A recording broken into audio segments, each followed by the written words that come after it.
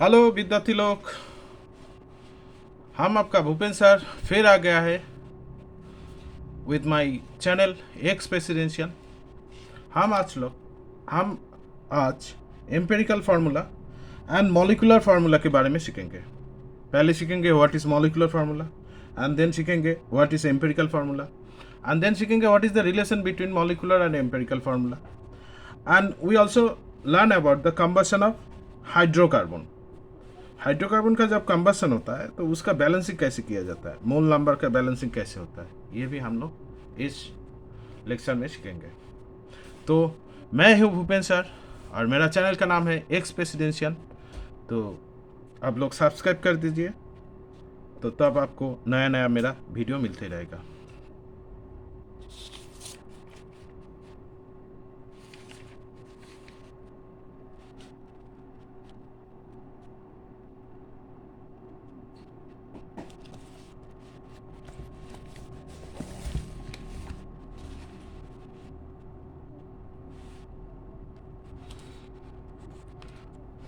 तो हम लोग दो कलम में एक इधर मॉलिकुलर फार्मूला लिखेंगे, एक साइड मॉलिकुलर फार्मूला लिखेंगे और दूसरा साइड में एम्पिरिकल फार्मूला लिखेंगे। तो इधर लिखते हैं मॉलिकुलर फार्मूला और इधर लिखते हैं एम्पेरिकल फार्मूला। ठीक, तो मॉलिकुलर फार्मूला बच्चा लोग क्या होता है? Molecular formula is the whole representation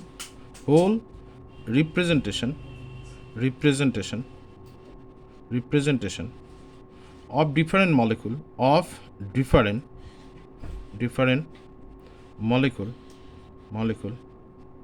in a or different atom in a molecule, atoms in a molecule. Molecular formula is the whole representation of different atoms in a molecule. और empirical formula क्या होता है? Empirical formula, it is the simplest ratio of different atoms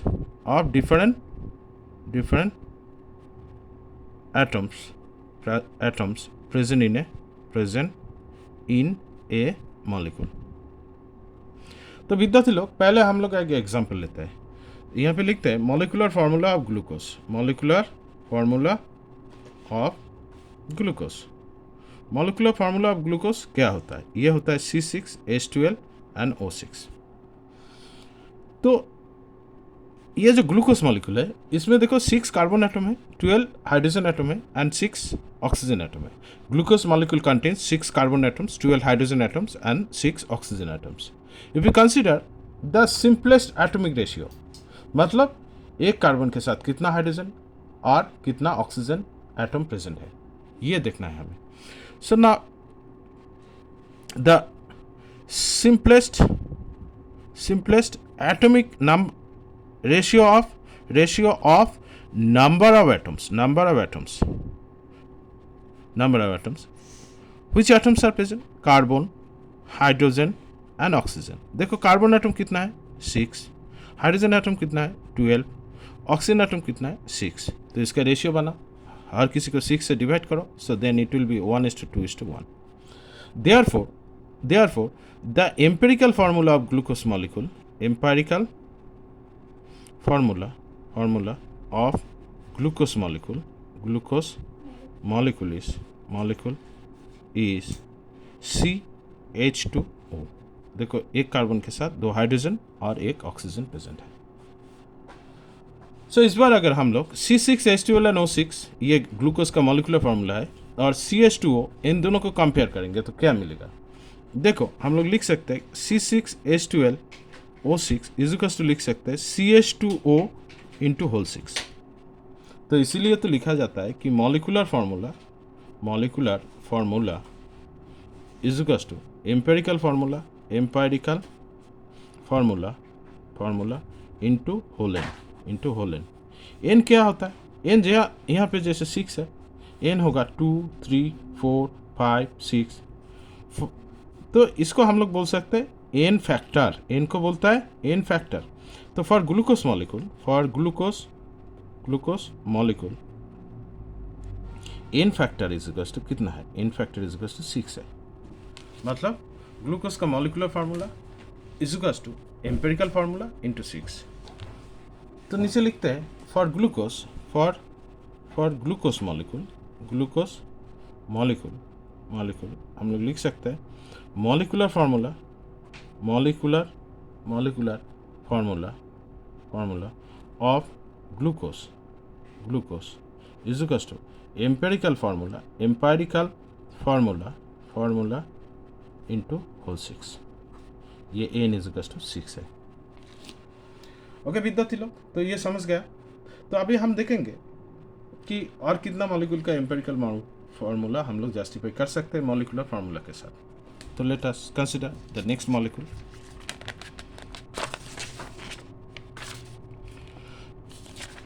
आप लोग तो hydrogen peroxide के बारे में सुना ही होगा। तो चलो इधर लिखते हैं molecular formula of hydrogen peroxide, molecular formula of hydrogen peroxide. Hydrogen peroxide का मॉलिक्यूलर फार्मूला क्या होता है, ये होता है H2O2 ये होता है। सो एम्पेरिकल फार्मूला क्या होगा, एम्पेरिकल फार्मूला होगा, कॉमन ले लो 2 HO। सो देयरफॉर हम लोग H2O2 के लिए क्या लिख सकते हैं, molecular formula of hydrogen peroxide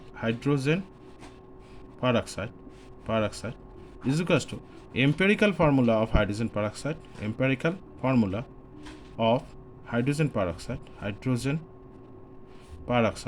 peroxide into whole 2। यहाँ पे n वैल्यू है 2, मतलब हम लोग ऐसे लिख सकते हैं H2O2 is equal to HO whole 2। ये है मॉलिक्यूलर फार्मूला एंड अंदर वाला जो पार्ट है ये है एम्पेरिकल फार्मूला। ठीक, तो चलो दूसरा एक मॉलिक्यूल देखते हैं, benzene. Molecular formula of benzene, molecular formula of benzene क्या है, मॉलिक्यूलर फार्मूला बेंजीन होता है C6H6। तो देखिए एम्पेरिकल फार्मूला क्या होगा, एम्पेरिकल फार्मूला ऑफ बेंजीन क्या होगा, बेंजीन होगा CH। So therefore molecular formula of benzene, molecular formula of benzene क्या होगा, C6H6 is equal to CH whole 6। ये अंदर वाला पार्ट होगा एम्पेरिकल फार्मूला ऑफ बेंजीन। ये इंटरेस्टिंग है। तो चलो विद्यार्थी लोग यहाँ से सीख लेते हैं कि molecular mass and empirical formula मास का रिलेशन क्या होता है। जैसे बेंजीन को ही देखो, मॉलिक्यूलर फार्मूला फिर लिखता हूँ ऑफ बेंजीन क्या है, बेंजीन है C6H6। Empirical formula of benzene, empirical formula of benzene क्या होता है CH। Now molar mass of benzene क्या होगा, मोलर मास ऑफ बेंजीन क्या होगा, 6 carbon 6 × 12 plus 6 hydrogen 6 × 1 is equal to 78 gram per mole. इस बार लिखते हैं empirical formula mass of benzene, क्या होगा, बेंजीन होगा कार्बन एक्टो हाइड्रोजन एक्टो 12 + 1 is equal to 13। So therefore molar mass of benzene is equal to 78 in 13 into क्या लिख सकते हैं 13 × 6। ये तो empirical formula mass of benzene. तो इसीलिए लिख सकते हैं for benzene molar mass is equal to empirical formula formula mass of benzene into क्या लिख सकते हैं, 6 लिख सकते हैं। That's mean this one is 78 और ये 13 इंटू 6 78 ही होगा। तो इसलिए overall we can write down for any compound any compound हम लोग क्या लिख सकते हैं, for any compound formula mass is equals to empirical formula mass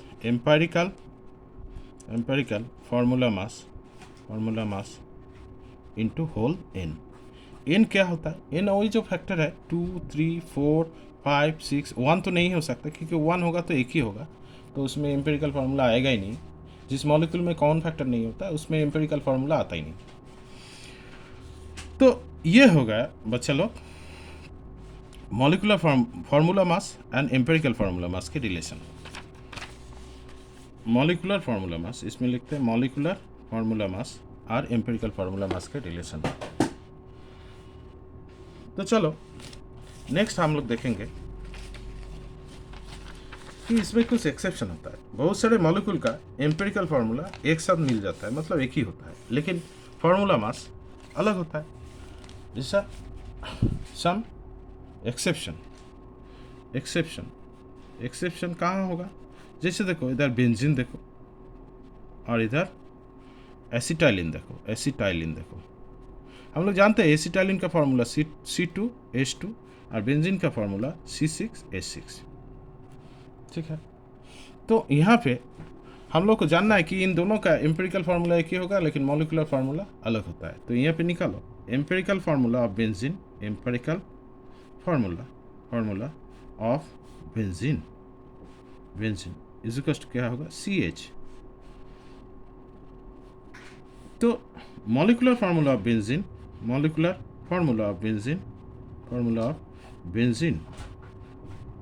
is equal to CH6, ये है empirical formula of what, of benzene. तो इसमें तो लिख सकता है empirical formula of benzene whole 6। तो मतलब ये तो लिख दिया। तो बेंजीन का एम्पेरिकल फार्मूला हुआ CH। इस बार एसिटाइलिन में देखता है, एसिटाइलिन में क्या होगा, empirical formula of acetylene of acetylene क्या होगा, देखते हैं CH होगा, 2 कॉमन गया। तो यहाँ पे मॉलिक्यूलर फार्मूला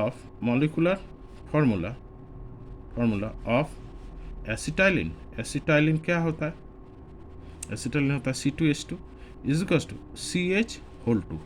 मतलब molecular formula of acetylene is equal to empirical formula of acetylene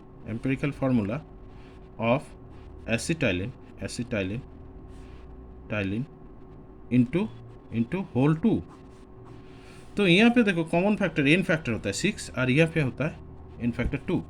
so therefore we can write down therefore empirical formula of benzene and acetylene are same but molecular formula are different। molecular formula different होता है विद्यार्थी लोग।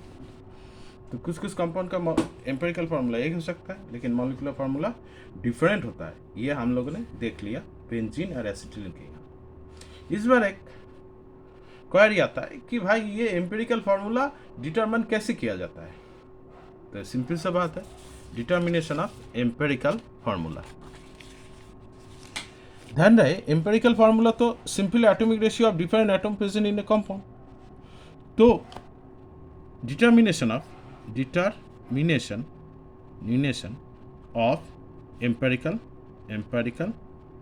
Empirical formula ये कैसे किया जाता है।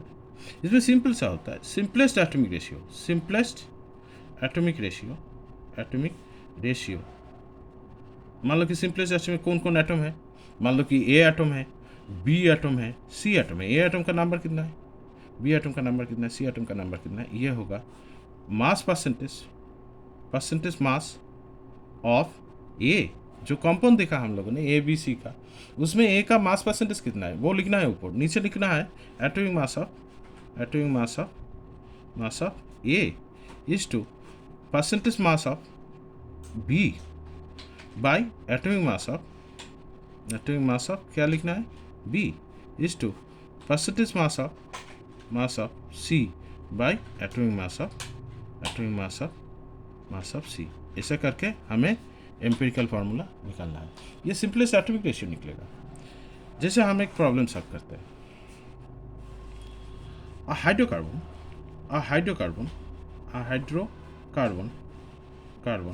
contain 80% carbon and 20% of hydrogen H by mass।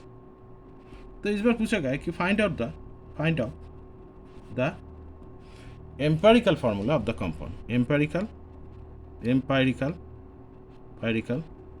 Formula of the compound. इस कंपाउंड का एम्पेरिकल फार्मूला क्या होगा। तो देखो यहाँ पे सॉल्यूशन करते हैं हम लोग।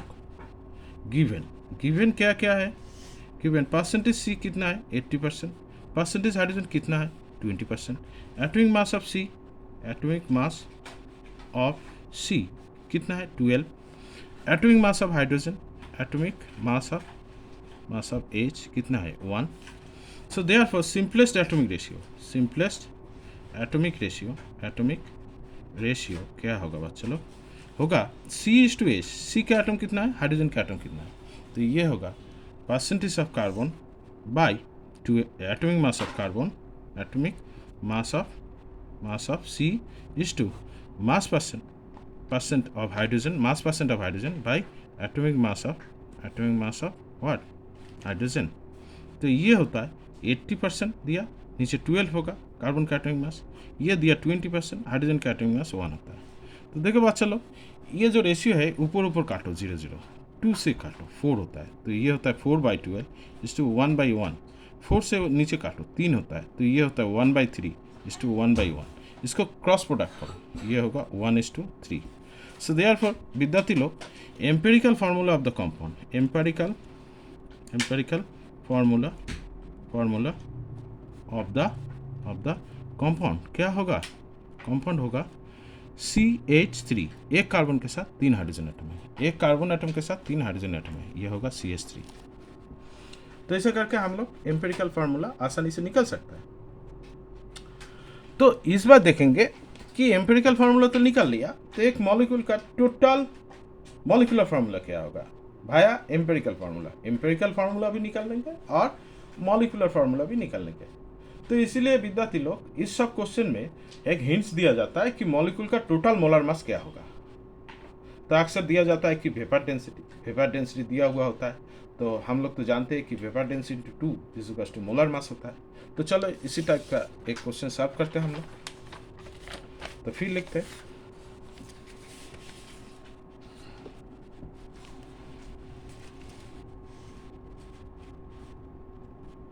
क्वेश्चन ऐसा, हाइड्रोकार्बन कंटेन कितना परसेंट कार्बन है 80%, परसेंटेज ऑफ हाइड्रोजन है 20%, वेपर डेंसिटी VD है 15। Find out the molecular formula of the compound. आप लोगों को पढ़ाते मैं ये छोटा सा एग्जांपल दिखा रहा हूँ। आप लोग मेरा चैनल को सब्सक्राइब करें और आपको ये बेसिक कॉन्सेप्ट ऑफ केमिस्ट्री के ऊपर एक टोटल पैकेज मिलेगा। पैकेज मतलब बहुत सारे MCQ, बहुत सारे जितना बड़ा कोचिंग सेंटर है, नामी कोचिंग सेंटर, उस सब के 1-2 क्वेश्चन लेके हमने जितना टिपिकल क्वेश्चन है, मुझे फील हुआ कि ये स्टूडेंट लोग इसमें कन्फ्यूज होगा, तो ये सब क्वेश्चन हमने एक साथ किया, उसको प्रिंट आउट लिया और नेक्स्ट क्लास में और ये सारे क्वेश्चन बेसिक कॉन्सेप्ट के ऊपर, बेसिक कॉन्सेप्ट ऑफ केमिस्ट्री के ऊपर हम ऑनलाइन सॉल्व कर देंगे, वीडियो में सॉल्व कर देंगे। तो चलो ये प्रॉब्लम सॉल्व करते हैं। ये प्रॉब्लम में दिया हुआ है कि percentage of carbon is 80%, percentage of hydrogen is 20%, vapour density of the compound is 15। So we need to find out the molecular formula of the compound. So पहले लिखते हैं गिवन। गिवन क्या है? Given percentage C is equal to 80%, percentage H is equal to 20%।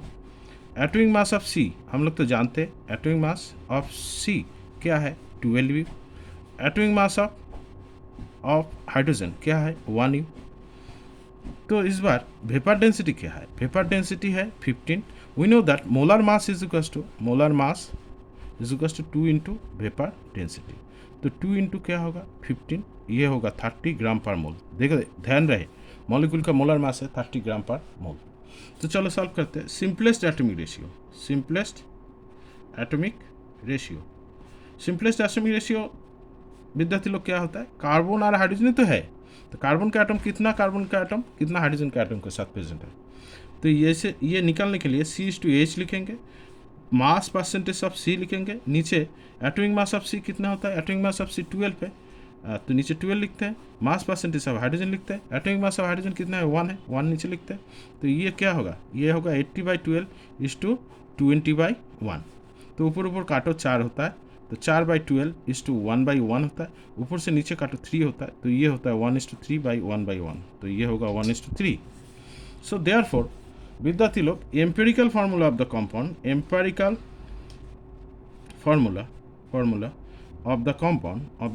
होता है CH3।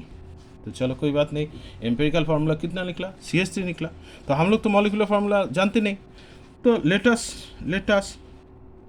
Late molecular formula तो लिख सकते हैं।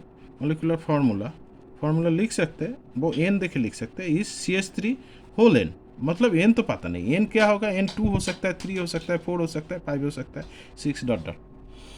तो इस बार ये जो मॉलिक्यूलर फार्मूला हम लोग एज्यूम किया CH3 होल n एज्यूम किया, इसका टोटल मास होगा 30 के समान। So therefore CH3 whole n is equal to क्या होगा? 30।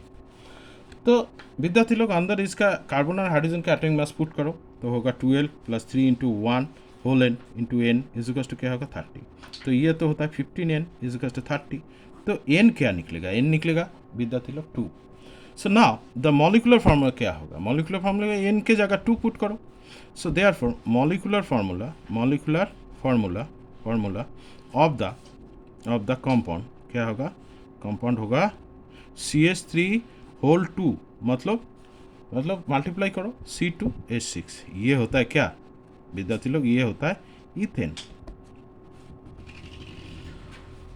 तो चलो इसी टॉपिक के साथ हम लोग और सीखेंगे combustion of hydrocarbon. Actually hydrocarbon combustion होने के टाइम उसमें बैलेंसिंग का प्रॉब्लम होता है, वही बैलेंसिंग कितना आसानी से किया जा सकता है हम लोग वो सीखेंगे। We need to learn about the combustion of hydrocarbon. तो now we learn about combustion of hydrocarbon. हम लोग क्या सीखेंगे? Combustion of hydrocarbon. तो चलो, जैसे छोटा एक हाइड्रोकार्बन कंपाउंड लेता है मीथेन, तो मीथेन को अगर ऑक्सीजन से जलाएंगे तो when hydrocarbon combust it will form carbon dioxide and water. The combustion product of hydrocarbon is CO2 and H2O. तो ये CO2 बनेगा and H2O बनेगा। तो H2O रूम टेम्परेचर में लिक्विड होता है, CO2 गैस होता है, ऑक्सीजन गैस होता है, मीथेन भी रूम टेम्परेचर में गैस होता है। तो इस बार इस रिएक्शन को बैलेंस करना है। तो ये रिएक्शन छोटा है, CH4 छोटा एक मॉलिक्यूल है, इसलिए हम लोग हाथों से इसके मतलब simple trial and error method से इसको बैलेंस हम लोग कर सकते हैं। तो जैसे देखो हाइड्रोजन कितना है? 4 ठो मैक्सिमम नंबर। तो यहाँ पे हाइड्रोजन कितना है? 2 ठो। तो यहाँ पे भाई 2 दे दो, तो हो गया हाइड्रोजन 4 ठो। तो ऑक्सीजन कितना होगा? 2 ऑक्सीजन O2 और 2, तो यहाँ पे 2 दे दो। देखो ये रिएक्शन विद्यार्थी लोग बैलेंस हो गया।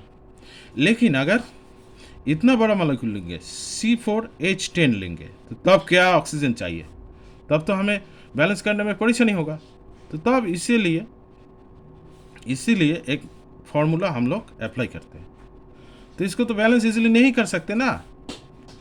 Trial and error method is fail. Trial and error method में प्रॉब्लम होगा। कोई कर सकता है, जैसे आइंस्टाइन जैसे ब्रेन होगा तो कर सकता है, लेकिन हम लोग जो मेरे जैसे नॉर्मल पब्लिक उसको फार्मूला चाहिए। So let us consider a formula. तो हम लोग क्या करेंगे, let us consider the formula of the hydrocarbon is CX, मतलब कार्बन एटम कितना है X, तो हाइड्रोजन एटम कितना है Y। तो इसीलिए ऑक्सीजन चाहिए X प्लस Y/4 O2 होगा, इजिकल्स टू कार्बन डाइऑक्साइड बनेगा X CO2 गैस, ये गैस होगा, और वाटर बनेगा Y/2 H2O लिक्विड होगा। ठीक, तो ना ये है फॉर्मूला विद्यार्थी लोग, आपको ये याद रखना है। तो इस फॉर्मूला का अगर ऊपर वाला रिएक्शन में, ब्यूटेन वाला रिएक्शन में अप्लाई करेंगे तो क्या होगा, देखो C4H10 इसका नाम होता है, जो 9-10 में पढ़ा, इसका नाम होता है ब्यूटेन। तो ब्यूटेन का देखो X कितना है 4, Y कितना है 10, तो यहाँ पे होगा 4 + 10/4 O2 gas is equals to 4 CO2, X CO2 मतलब 4 CO2 gas plus 10/2 H2O liquid होगा, लिक्विड होगा। तो इस रिएक्शन को सिंप्लीफाई करो, तो चलो, और C4H10 गैस प्लस 4 10/4 2.5, तो 4 + 2.5 ये होता है 6.5, मतलब 13/2 O2 gas is equals to 4 CO2 gas plus 5 H2O liquid होगा। तो विद्यार्थी लोग देखो, ये जो फ्रैक्शन है इसको हटाने के लिए सारे रिएक्शन को 2 से मल्टीप्लाई करो। Now 2 C4H10 gas plus 13 O2 gas is equals to 8 CO2 gas plus 10 H2O liquid होगा। देखो ये रिएक्शन बैलेंस हो गया। बच्चे लोग अभी हम लोग देखेंगे कि बेंजीन को कंबशन करने के लिए जो बैलेंस इक्वेशन है वो क्या होगा। बेंजीन होता है C6H6, तो बेंजीन तो लिक्विड होता है रूम टेम्परेचर में, इसका नाम होता है बेंजीन, बेंजीन, बेंजीन। तो इसके लिए देखो X है 6, Y भी है 6, तो ये होगा 6 + 6/4 O2 gas is equals to 6 CO2, X CO2 मतलब 6 CO2 प्लस 6/2 H2O लिक्विड होगा, ये गैस होगा। तो इसको सिंप्लीफाई करो, और C6H6 liquid benzene plus 6 + 6/4, 6/4 is to 1.5, तो ये 7 + 1.5 तो होगा 15/2 O2 gas is equal to 6 CO2 gas plus 3 H2O, ये होगा लिक्विड। तो चलो इस रिएक्शन को सिंप्लीफाई करो, और C6H6 लिक्विड प्लस 2 दे दो, 2 से मल्टीप्लाई करो, ये होगा 15 O2 gas is equal to 6 CO2 12 होगा, sorry 12 CO2 gas plus 6 H2O, ये होगा लिक्विड। देखो विद्यार्थी लोग, ये रिएक्शन भी बैलेंस हो गया। तो ये तो सिंपल सा हाइड्रोकार्बन था, लेकिन कुछ कुछ हाइड्रोकार्बन में ऑक्सीजन भी प्रेजेंट होता है, तो तब अगर उसको जलाएंगे तो उसके अंदर पहले से कुछ ऑक्सीजन है, तो इसको हम लोग कैसे बैलेंस कर सकते हैं, चलो देखते हैं।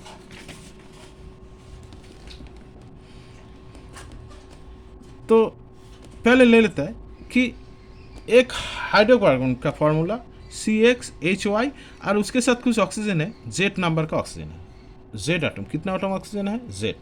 तो इसको बैलेंस करने के लिए हमें ऑक्सीजन चाहिए X + Y/4, जो Z पहले से ऑक्सीजन एटम था उसको हम लोगों को एलिमिनेट करना है, मतलब सब्सट्रैक्ट करना है, तो ये होगा Z/2, क्योंकि 2 ऑक्सीजन एटम से एक मॉलिक्यूल बनता है, तो Z एटम से Z/2 मॉलिक्यूल बनेगा, वो हम लोग सब्सट्रैक्ट कर रहे हैं, तो ये होगा O2 gas plus X CO2 gas plus Y/2 H2O liquid होगा। तो चलो, हमारा ससुरा का जो फेवरेट चीज़ है शराब, अल्कोहल, इथानॉल, उसको जलाता है। इथानॉल का फार्मूला होता है C2H5OH। तो इसको जलाने के लिए देखो कितना ऑक्सीजन चाहिए, देखो यहाँ पे X कितना है 2, तो 2 प्लस हाइड्रोजन कितना है 5 + 1, तो होगा 6, 6/4, ऑक्सीजन कितना है 1 तो 1/2, Z होता है 1, ये होगा O2 gas is equal to X CO2 मतलब 2 CO2 गैस प्लस हाइड्रोजन कितना है 6, 5 + 1 6, 6/2 H2O लिक्विड होगा। तो ये होता है इथानॉल, इथानॉल। तो चलो इस रिएक्शन को हम लोग सिंप्लीफाई करते हैं, और C2H5OH इथेनॉल प्लस यहाँ पे सिंप्लीफाई करो, देखो 4/6/4 1.5 होता है और 1/2 0.5 होता है, तो ये बचेगा 1, तो ये होगा 3O2 gas is equal to 2CO2 gas होगा, और ये होगा 3H2O लिक्विड होगा। ये होता है इथेनॉल का कंबशन रिएक्शन।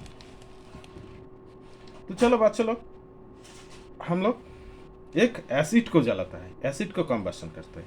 मान लो कि हमारे पास एसिटिक एसिड है CH3COOH, इसका नाम है एसिटिक एसिड। इसको अगर कंबशन करेंगे तो क्या होगा, तो देखो इसमें कार्बन कितना है 2, तो X वैल्यू है 2, मतलब एसिटिक एसिड को साइड में लिखते हैं, कंडेंस फार्मूला हम लोग लिखते हैं। इसका कंडेंस फार्मूला क्या होगा C2H4O2, तो देखो ये होता है CXHYOZ। तो चलो यहाँ पे x कितना है 2, तो 2 प्लस y कितना है 4, 4/4 माइनस z कितना है 2, 2/2 मैं z/2 O2 गैस, ये एक्चुअली लिक्विड होता है, तो ये बनेगा 1CO2 मतलब 2CO2 gas plus y/2 H2O, तो y कितना है y 4 4/2 H2O, ये भी लिक्विड होगा। तो चलो इसको लिखते हैं, और CH3COOH लिक्विड प्लस यहाँ पर 4/4 1 होता है, 2 + 1 3 होता है, 1 खा गया, तो 2O2 gas is equal to 2CO2 gas plus 2H2O liquid होगा। तो ये हो गया तुम्हारा बैलेंस्ड इक्वेशन। तो बच्चा लोग, हम लोग के पास 2 इक्वेशन है हाइड्रोकार्बन का कंबशन के लिए। 2 इक्वेशन आ गया, मैं लिखता हूँ बड़ा करके। तो एक नंबर होता है अगर कार्बन X एटम होगा, हाइड्रोजन Y एटम होगा, तो इसलिए ऑक्सीजन चाहिए X plus Y/4 O2 gas होगा इज इक्वल टू, ये भी गैस हो सकता है लिक्विड भी हो सकता है, मैंने गैस दे दिया। तो ये कार्बन डाइऑक्साइड होगा, बनेगा XCO2 गैस, वाटर बनेगा Y/2 H2O लिक्विड। ऊपर लिखते हैं combustion of hydrocarbon, combustion of hydrocarbon, ये लिखते हैं हम लोग। तो ये एक नंबर हुआ। और हाइड्रोकार्बन में पहले से ही अगर हाइड्रोजन ऑक्सीजन होगा तो क्या होगा CXHYOZ, ऑक्सीजन एटम कितने प्रेजेंट है Z प्लस, तो अब इसका बैलेंस होगा X plus Y/4 minus Z/2 O2 gas is equal to XCO2 gas होगा, और पानी कितना होगा Y/2 H2O लिक्विड होगा। ये दोनों होता है हाइड्रोकार्बन कंबशन फार्मूला। तो मैंने फार्मूला दिखाया, कंबशन पैटर्न दिखाया, एग्जाम्पल भी दिया। तो बच्चे लोग, हम लोग नेक्स्ट क्लास में इस बेसिक कंसेप्ट ऑफ केमिस्ट्री जो चैप्टर है, इसका बहुत सारे न्यूमेरिकल्स बड़ा बड़ा टिपिकल किताब से उठा के यहाँ पे सॉल्व करेंगे। तो all the best and good bye.